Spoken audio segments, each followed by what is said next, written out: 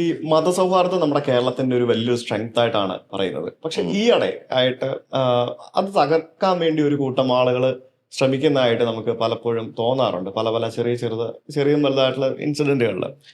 അപ്പൊ അത് ഒരു ആ, അതൊരു അതൊരു പൊളിറ്റിക്കൽ കോൺട്രവേഴ്സി ഉണ്ടാക്കാനും പൊളിറ്റിക്കൽ ഒരു പ്രോബ്ലം ഉണ്ടാക്കാനും വേണ്ടിയുള്ള ശ്രമമാണോ? ഈ മതസൗഹാർദ്ദം, മതേതരത്വം എന്നൊക്കെ പറയുന്ന മതനിരപേക്ഷത, ഈ വാക്കുകളൊക്കെ കേവലം മുദ്രാവാക്യങ്ങളാണ് കേരളത്തിൽ. അത് അട്രാക്റ്റ് ചെയ്യാൻ വേണ്ടിയിട്ട് കഴിക്കുന്ന ചില നറേറ്റീവ്സാണ്. ഞാൻ മതേതരവാദിയാണ് എന്ന് സ്വയം അങ്ങോട്ട് പ്രഖ്യാപിച്ച് പ്രസംഗങ്ങളിലുടനീളം മതേതരത്വം ഒക്കെ വിളമ്പുന്ന ആൾക്കാർ. പക്ഷെ ഇവർക്കൊന്നും ഈ ആത്മാർത്ഥമായ ഹൃദയത്തിൻ്റെ അടിത്തട്ടിൽ നിന്നും മതപരമായ ഒരു സൗഹാർദ്ദം മറ്റുള്ളവരുമായി ഉണ്ടാക്കണമെന്ന് ആഗ്രഹമില്ല.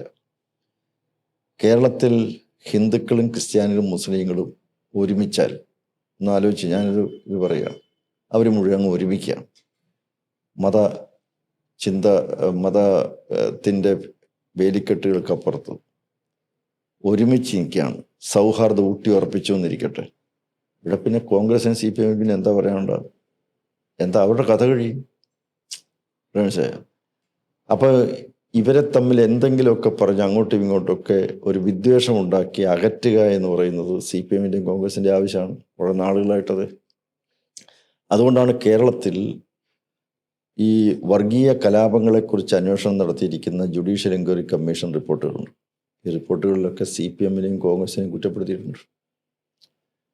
അവരെന്താ അത് ചെയ്തത്? ഇപ്പം മാറാട് കൂട്ടക്കൊല എന്ന് പറയുന്ന 8 പേര് കൊല ചെയ്യപ്പെട്ട സംഭവമാണ്. അതിൻ്റെ അന്വേഷണ കമ്മീഷൻ റിപ്പോർട്ടിൽ കോൺഗ്രസിനെ കമ്മ്യൂണിസ്റ്റ് പാർട്ടിയെ വിമർശിച്ചിട്ടുണ്ട്.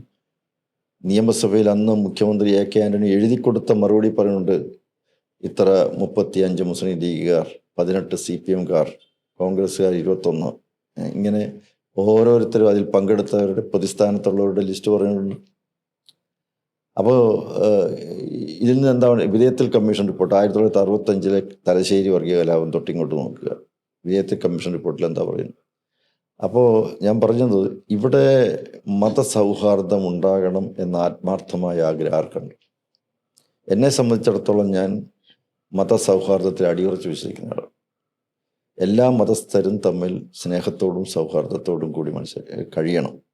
എനിക്കിവിടെ ഈ ആറന്മുളയുടെ പ്രത്യേകത അത് തന്നെയാണ്. ഈ ആറന്മുള നിയോജക മണ്ഡലത്തിൽ മാരാവൺ കൺവെൻഷനുണ്ട്, ഇവിടെ ആറന്മുള വള്ളംകളിയുണ്ട്, ആറന്മുള വള്ളസദ്യയുണ്ട്, ഇവിടെ മഞ്ഞിനിക്കര തീർത്ഥാടനമുണ്ട്, പരുമല തീർത്ഥാടനം ഇതുവഴിയാണ്, ശബരിമലയ്ക്ക് പോകുന്ന അയ്യപ്പന്മാരും പൂർണ്ണമായിട്ട് ഇതുവഴിയാണ് പോകുന്നത്. അപ്പോൾ ഇടകലർന്ന് പരസ്പരം അങ്ങോട്ടും ഇങ്ങോട്ടും ബന്ധപ്പെടുകയൊക്കെ ചെയ്യുന്നതിലൂടെ ഒരു സമന്വയത്തിൻ്റെ, സൗഹാർദ്ദത്തിൻ്റെ, സഹജീവനത്തിൻ്റെ, സഹവർത്തിത്വത്തിൻ്റെ ഒരു നല്ല അംശം ഈ ആറന്മുളയുടെ പൈതൃകമാണ്.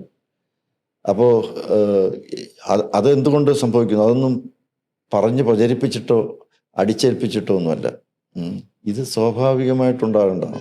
ഇത് മനുഷ്യത്വമാണ്. മതപരമായ വിശ്വാസം മനുഷ്യത്വത്തിൽ അധിഷ്ഠിതമാണ്.